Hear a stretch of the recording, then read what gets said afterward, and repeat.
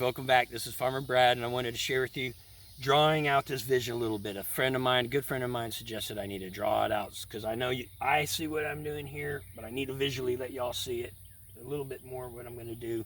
And eventually I'll maybe even break down and draw this to scale and pull some satellite photos together. But like right now, what I'm dealing with is this. I got trees around us here in this area that you can see, and I'm basically going to break it down into about 4 areas.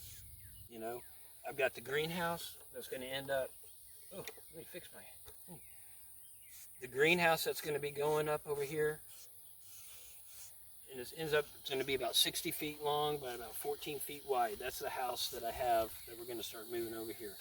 And then I have this wet area that you can see right over here that this is draining into.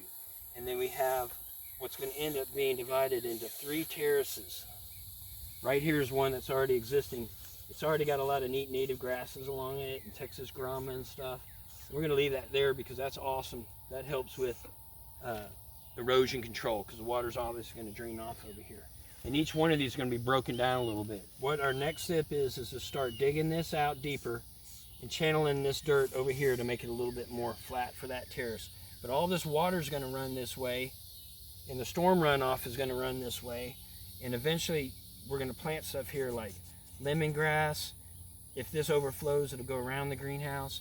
Imagine hibiscus, imagine a goji berry, imagine a taro root, imagine a roselle hibiscus, you know, to make that Jamaica tea.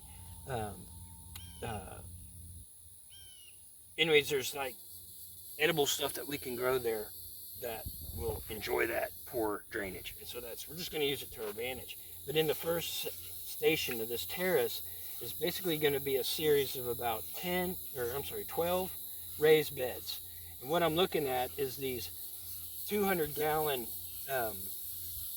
living soil pots. And the reason why I'm going with those is because I have to do raised beds here because it's such a drainage issue. I would just be asking for trouble just planting stuff in the ground right here. With all the rain that we recently had, we've been using these beds over at our other farm, and it's just been rocking with all this rain, which otherwise it would have failed. So this is going to end up being seasonal veggies rotated in these terraces, and we'll be repeating sections of raised beds in these lower terraces. But one of the interesting things about our design is we're going to be incorporating some chicken tractors.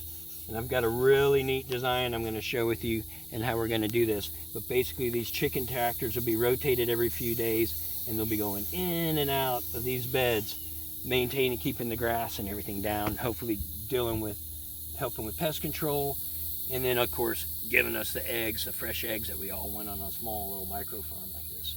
So anyways, that looks kind of crazy, but maybe it gives you a little bit of an idea of what I'm going to do here. We'll be getting into more detail on all of this, and I appreciate y'all hanging out, watching this. Like it, give us the stars, and give us your comments, and we'll answer your comments.